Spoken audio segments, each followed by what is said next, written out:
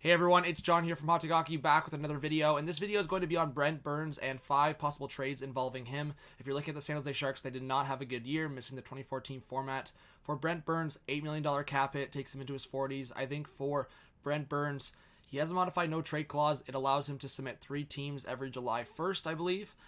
Obviously, he could change that, or he could make a decision where he could waive it to go to a different team. I think for the Sharks, whether they're trying to retool or rebuild, they might want to move on from Brent Burns and that cap hit and possibly maybe take a contract back while also getting some assets. So I'm going to look over 5 possible trades. If you are here and you're new to the channel, welcome. Hope to see you more going forward. Smash that like button and leave your thoughts in the comment section below. So we're going to start with the New York Islanders. So I think this one's very interesting because there was a highly rumored trade going around that Andrew Ladd was going to go to the Minnesota Wild in exchange for Parise, with the Minnesota Wild also getting some assets, whether it was Bellows and a first-round pick or something along those lines. I think you could see a similar trade with Brent Burns. I think Burns obviously has more value on the surface. He is a defenseman that can put up 50, 60 points potentially, and he is getting older, but I think he still has those offensive instincts. He still has everything to go along with it. It's just going to be a matter of, can he stay in shape? Can he have those responsibilities as a top defenseman? So if I could put out the trade, it'd maybe be Ladd, Bellows, and a first potentially. Again, maybe because Burns is a higher cap hit, do the Sharks have to retain? I have Nick Leddy there because I think the Sharks could use a left shot defenseman with some experience, some offense, but also a guy that I wouldn't say is kind of like Burns, just no defensive responsibility. So I'm looking at that situation. Could it be like Leddy, Viveiros, and another piece? I don't know. But I do think if you're looking at the Parise deal, it was going to be Ladd, Bellows, and a first potentially. So is that a similar trade you can get done with the Sharks and the New York Islanders acquiring Burns? We know Lou Lamoriello is pretty bold with some moves. It's a possibility. The Buffalo Sabres. So if I'm looking at the Sabres, I think they're going to be very involved. Adams comes in, Botterill out. I think there's going to be moves to make, and I think Kyle Okposo, that contract you might want to move on from. So if I'm just throwing out a trade, Okposo, Ristolainen, and Mittelstadt maybe. Again, is there other pieces involved in that? But if I'm looking at that trade on the surface and what was rumored at the trade deadline, the San Jose Sharks looking for a possible first round pick and potentially taking a contract back. Overall, yeah, Okposo's contract, a couple of years left, whatever, and I think obviously not as high of a cap hit as Burns. The Sharks would also be getting Mittelstadt, who still has top 6 potential in my mind, and Ristolainen, who's a top 4 defenseman, no doubt. So you'd be getting Ristolainen at a very reasonable cap hit. I wouldn't say very reasonable, but fair for what he did this season. He got better this season. And for potentially a pick or prospect, Okposo, that would be the bad contract going back, and the Buffalo Sabres would get Brent Burns. Again, I would say this is a more unlikely option for both sides, but it's interesting. The Blue Jackets, I would say again, the Blue Jackets, I don't know if they'd be in these conversations, but there was a rumor, and this is why I'm talking about the Blue Jackets. There was a rumor, I would say from 2 sources, that were saying the Blue Jackets were considering Burns when they were struggling with injuries. Of course, in the offseason, when you're healthy, that's not really a conversation. But the Blue Jackets have a couple contracts that I don't think they would mind moving on from. Brandon Dubinsky, yeah, he only has 1 year left on that. And Cam Atkinson.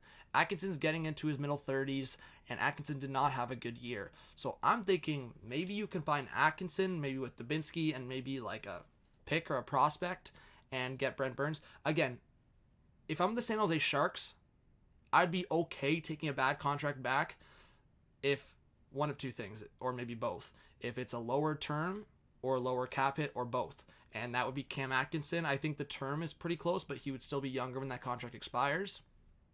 And the cap hit's like, what, $5.5 million? Whatever it is, so it's not like this insane amount. Dubinsky's like 5.5 as well. I have Josh Anderson and David Savard just as a conversation, because if they were to take maybe a bad contract or 2 from the Blue Jackets, maybe they want a right shot defenseman back in David Savard. Obviously, you look at Seth Jones, Zach Werenski, Ryan Murray maybe, but Zach Werenski and Seth Jones are obviously untouchables. Josh Anderson's a guy, RFA, I think he could get traded this offseason, so I think whenever I'm talking about a rumor, I think he could be in there. But no, I think that Atkinson potential there is actually very interesting. All right, the Calgary Flames, I think they're a much more reasonable option. I think they're a reasonable option to acquire a few defensemen this offseason potentially. They want guys with experience, and you have guys like Shillington, Valimaki, Anderson, which is great, but you want experience back. Giordano can't do it on his own next year. And I would think that a Brent Burns-Giordano pairing would actually be really good. And I think Burns would benefit in a huge way from partnering with Giordano. So if I'm thinking of just a mock trade to throw out there, Lucic, Shillington, and maybe a pick. Again, I'm thinking Shillington's going to be a top 4 defenseman. A pick prospect potentially thrown in there, and the Sharks taking on that Lucic contract. The Flames would be like, see you later. And you know what? Yeah, it sucks to lose Shillington, but you still have a young guy like Valimaki coming up. You'd get Burns, and you have a top 4. Think of this top 4, Flames fans, going into next year. Burns, Giordano, Hannafin, and Anderson, and then Valimaki in there. Who else you throw in there? So I think that wouldn't be a bad option. I think it's pretty interesting. But overall, I think Lucic might be the contract you have to take back if you're the Sharks. And then the last option, definitely not the least, I think the Winnipeg Jets could be a very interesting option. The only thing is, and I've heard Sharks fans talk about it, is like maybe if you retain some cap on Burns, you could push for a guy like Ehlers if you attach more to Burns.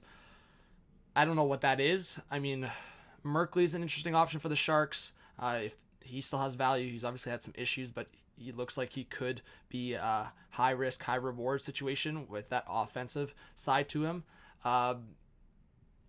Again, Tomas Hertl, that's an interesting one. Are the Sharks going to entertain trading him this offseason? But I'm just thinking, if the Sharks maybe entertain taking bad contracts like Brian Little and Matthew Perreault, maybe that's a consideration to get a trade together where the Sharks get Ehlers and the Sharks add incentive next to Burns.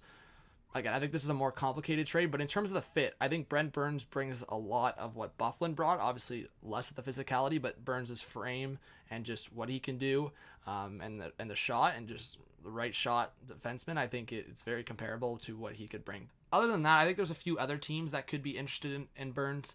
But again, it's the cap hit, it's the term, it's a risky contract. In a couple of years, that contract is going to be very risky. So it's a matter of a team that wants to win now. So the New York Islanders, they want to win now.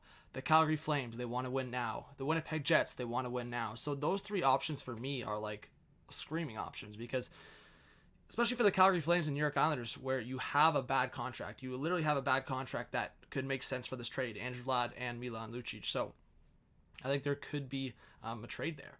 So let me know what you think. Please subscribe if you're new. Smash that like button and leave your thoughts in the comment section below. This was John from Hot Take Hockey. Have a good one. Peace out.